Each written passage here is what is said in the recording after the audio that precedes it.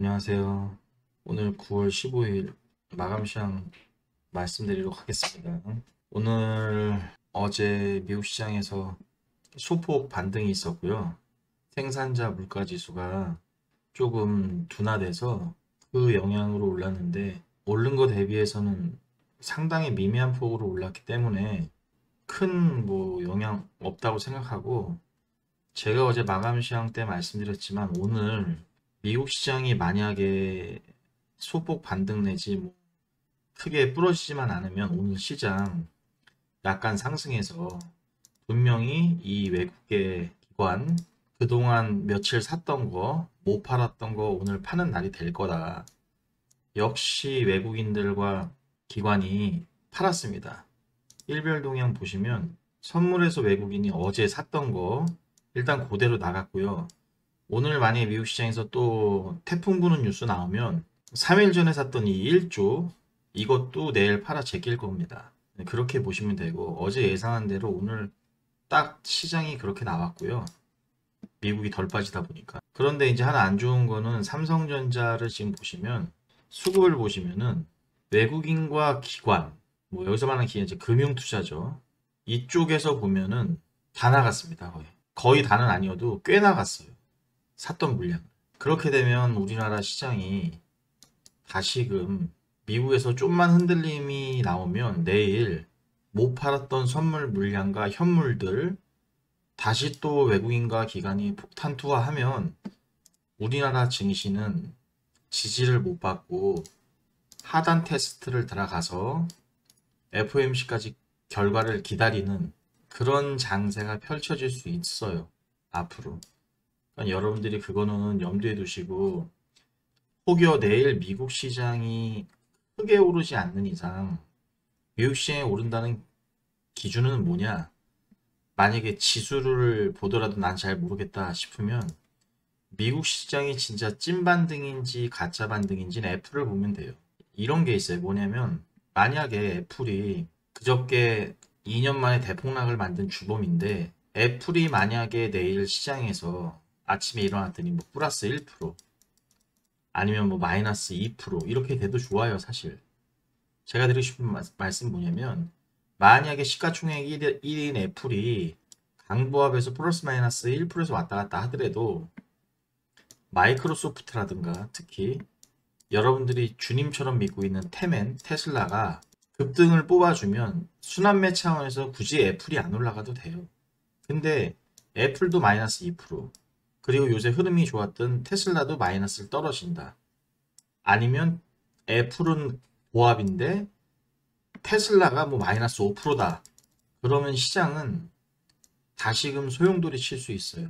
지수가 다우지수가 몇 프로 빠졌나 아침에 일어나셔서 다우지수가 플러스 100, 마이너스 100, 나스닥이 마이너스 100, 플러스 100 이것만 보시는데 이거를 본다고 해서 전체적인 시장의 틀을 볼 수는 없어요. 차라리 모르시면은 나스닥의 빅테크 업체들 애플, 테슬라, 메타, 마이크로소프트, 아마존닷컴 얘네들이 살아나면 어차피 지수는 따라서 올라가요. 그러니까 일어나셔서 내일 애플이 만약에 플러스 마이너스 강보합이나 1% 빠졌는데 다른 쪽에서 세게 올라가면 시장의 어떤 심리는 살아나요. 근데 가뜩이나 크게 빠졌던 애플이 또 빠지면 시장은 당분간 나락을 가는 거예요. 그렇기 때문에 오늘 저녁에 미국 시장에서 애플이 굉장히 중요한 위치에 있다. 이걸 살려주지 못하고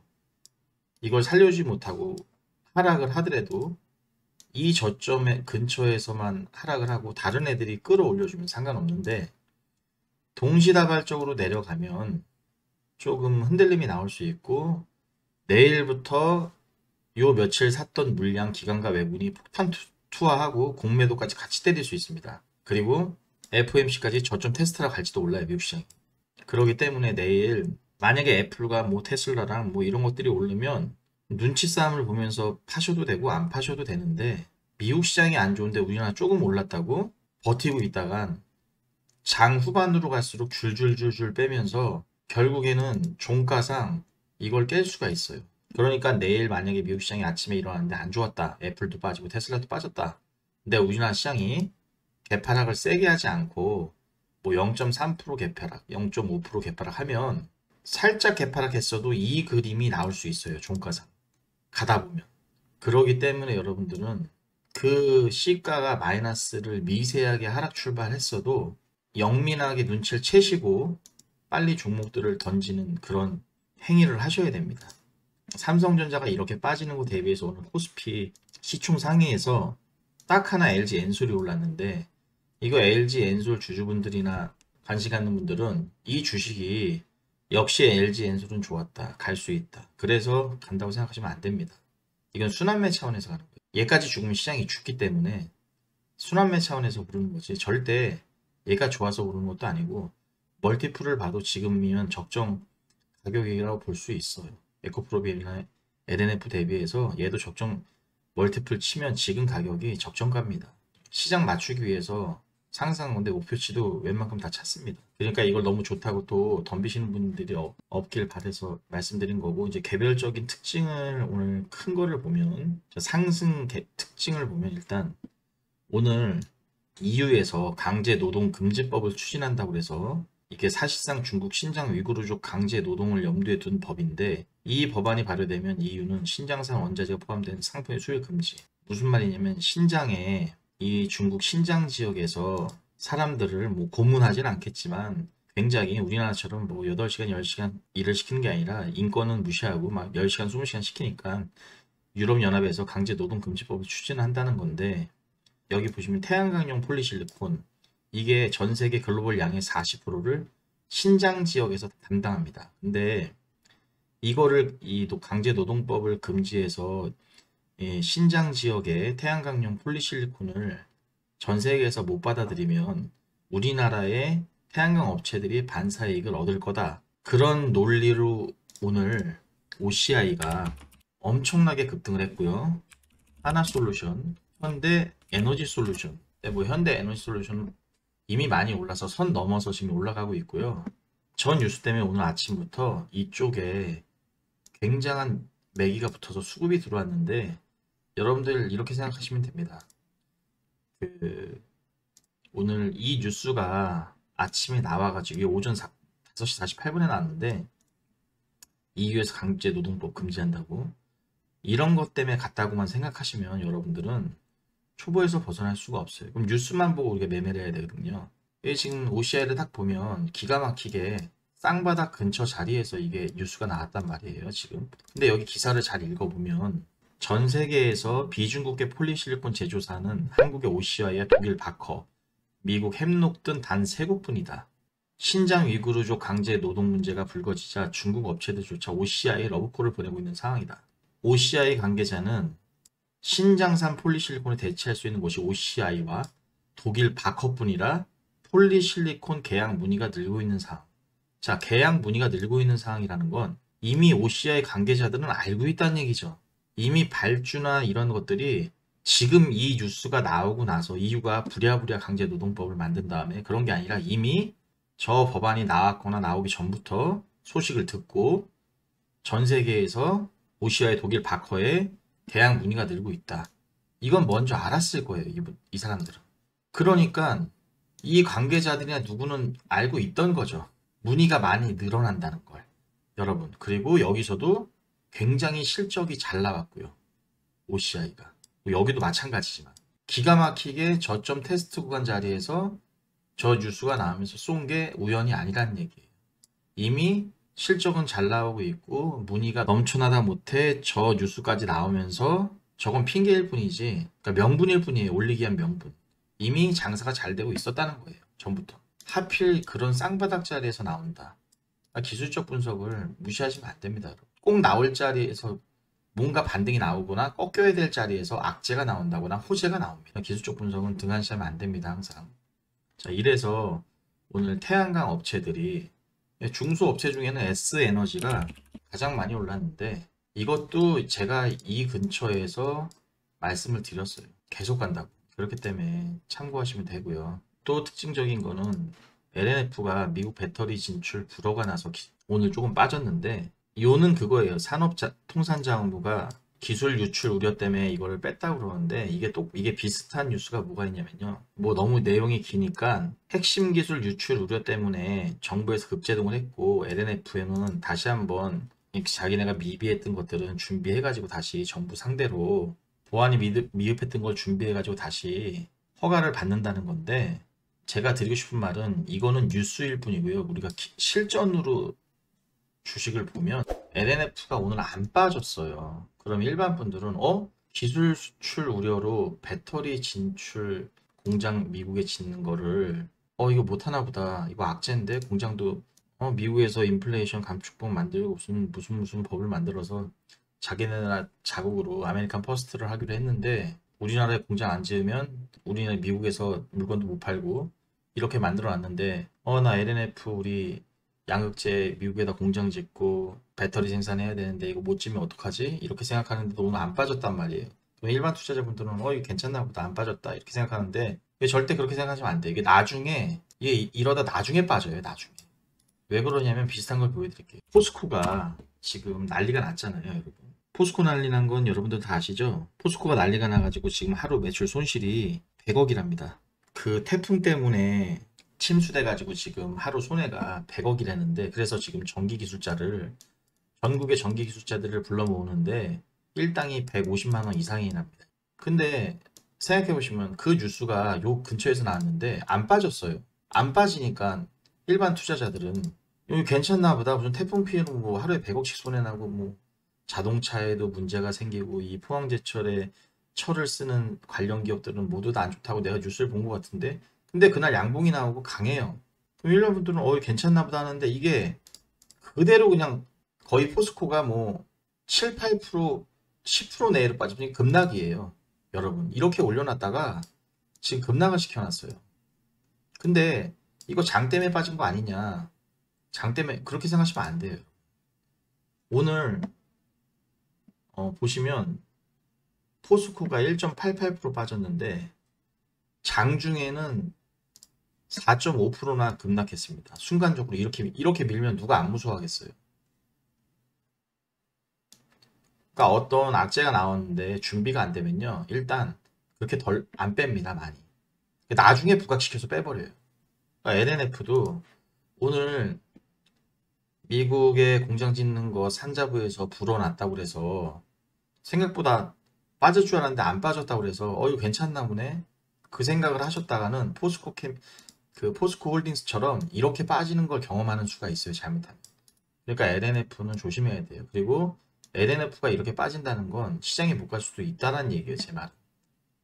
못 갈 수도 있다는 얘기고 에코프로비엠은 이미 가기 하락각으로 가고 있어요. 추세가. 하락각으로 가고 있기 때문에 이렇게 코스닥 시총 상위 종목들이 개별 악재나 아니면 수급의 꼬임 문제나 뭐 미국 시장의 문제로 빠지기 시작하면 시장은 다시 한번 빠질 수 있다는 얘기예요. 그러니까 여러분들이 그거를 염두에 두셔야 됩니다. 이런 뉴스도 잘 체크하시고 그리고 오늘 두산이 굉장히 많이 올라갔어요. 전에 저한테 두산 물어보셨다가 올라가서 뭐 좀 그러신 분이 있는데 우리 멤버십 분 중에 이거 그대로 빠졌잖아요. 이거 안 되는 주식은 원래 안 돼요. 근데 오늘 두산이 18% 거의 20%가 급등했어요. 이 지주사가. 무슨 일이 있냐? 두산 로보틱스 미 고객사 확보 속도전. 이 뉴스가 나왔어요. 두산이 자회사가 있는데 북미 로봇 시장. 나도 이제 로봇주야 이렇게 하면서 이 뉴스가 나오면서 오늘 두산이 쐈는데 이거 아무 의미 없는 거예요. 이런 큰 대형주는요. 이렇게 쏘면요. 반드시 다시 내려갑니다.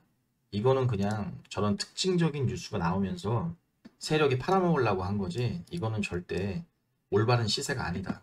그렇게 보시면 되고요. 오후장에 애플페이 관련주들이 굉장히 많이 올랐습니다. 국내 이용 약관을 수정하면서 애플페이 관련 내용을 추가한 것으로 확인됐다. 세금, 지불, 청구 등 애플페이와 관련한 세부 내용이 이용 약관에 새롭게 등장한 것이다. 진짜 한다는 거죠. 얼마 전만 해도 현대카드랑 협력을 한다. 안 한다. 애플의 특징이죠. 비밀 보호주의. 절대 누구랑 같이 한다고 얘기를 안 합니다. 그래갖고 전에 뭐 애플카 한다고 그랬을 때도 뭐 현대다, LG다 그랬잖아요. 그때도 얘네 뭉부답이었잖아요. 누구랑 하는지. 항상 비밀스럽게 하잖아요. 그렇다 보니까 그때도 현대카드도 부인했거든요. 안 한다 우리는. 그래 놓고 지금 애플페이 약관, 국내 약관을 고치면서 하는 걸로 드러나가지고 오늘 다시 한번 한국정보통신이 재차 급등을 했거든요. 이렇게 많이 급등을 했습니다. 안 한다고 했다가 할 것 같은데 그래도 안 할 건데 아니야 하기로 마음 먹었어. 말장난하는 거예요. 그렇기 때문에 우리는 차트로 제가 저번 공개 방송 때 말씀드렸지만 이렇게 쏘는 이유는 분명히 이거 하는 거다. 안 하지 않을 거다. 결국엔 오늘 약관까지 수정한 걸 확인하면서 재차 애플페이 관련주들이 올랐고요. 한국정보통신 말고 이재명 관련주였던 에이텍 그룹주들 이것도 애플페이에 껴서 오늘 상한가를 갔고요. 나이스 정보통신 그렇게 안 오르는 주식도 15%. 제가 나이스 정보통신은 15% 올라간 걸 다 보내요. 살면서. 또 오를 수 있다. 조정 주면 그렇게 보고요. 자, 이제는 하락 특징적인 걸 보면 오늘 신풍제약이 50억 원대 비자금 조성 의혹으로 압수수색을 받았는데 제가 공개 방송에서 항상 말씀드리지만 신풍제약은 적정 주가가 7,000원입니다. 지금도 비싸요. 이제 가는 거예요. 드디어 저점 깨고. 근데 이제 명분은 오늘 압수수색 나와서 이게 뺐지만 원래 얘는 5,000원, 7,000원 아무리 욕해도 안 돼요. 제가 여기서부터 이 아래까지 옛날에 헬릭스면서 신라진 얘기한 것처럼 이 가격을 보는 사람이 있어요. 그게 저예요. 이 7,000원 가야 됩니다. 적정 주가. 네, 마찬가지로 오늘 HLB가 또 뺐습니다. 제가 어제 마감 시장 때 말씀드렸지만 얘의 자리는 여기다. 기본이 3만 원이니까 이건 건들 필요가 없습니다. 이제는 주가를 안 지킬 거예요. 별로. 목적을 잃었기 때문에 HLB는 주가를 방어하지 않을 겁니다. 별로. 그리고 오늘 바이오주들이 좀 많이 빠졌고요. 특징적인 건 박셀바이오도 이렇게 노이즈가 발생되면서 여기서 빠졌는데 저는 박셀바이오를 그렇게 봐요. 이미 여기서 상장 후에 해 드셨기 때문에 이거는 정말 이런 게 바로 데드캣 바운스예요. 여러분. 이런 신풍제약 이런 게 정말 데드캣 바운스인 거예요. 우리나라 지수가 데드캣 바운스가 아니라 이런 주식은 절대 하면 안 됩니다. 말씀드렸던 것도 또 하나도 일동제약이에요. 이것도 고양 앞으로 15,000원 가야 돼요. 이런 주식은 절대 건들면 안 돼요. 여러분. 정말 데드캣 바운스 엄청 세게 나왔어요. 재탕 3탕으로. 코로나 관련주는 당분간 건들지 않는 게 좋다고 보고요. 로봇주는 아직도 저는 좋게 보고 있고요. 특정 종목들. 제 어제 마감 시장 때 뭐 레인보우 로보틱스, 뭐 유일 로보틱스 이런 거 얘기했지만 이런 거는 어느 정도 조정을 주면 또 갑니다. 또 가고. 우리가 밀려도 또 갈 수 있는 그런 종목을 해야 됩니다. 엄한 거 건드렸다는 본전도 못 찾아요, 지금. 그렇기 때문에 이번에 미국 시장이 변곡점이 중요한 자리긴 한데 여러분들 잘 대응하시고 제가 토요일날 방송하니까 그땐 더 자세하게 말씀드리도록 하겠습니다. 여러분. 방송 이만 마칠게요.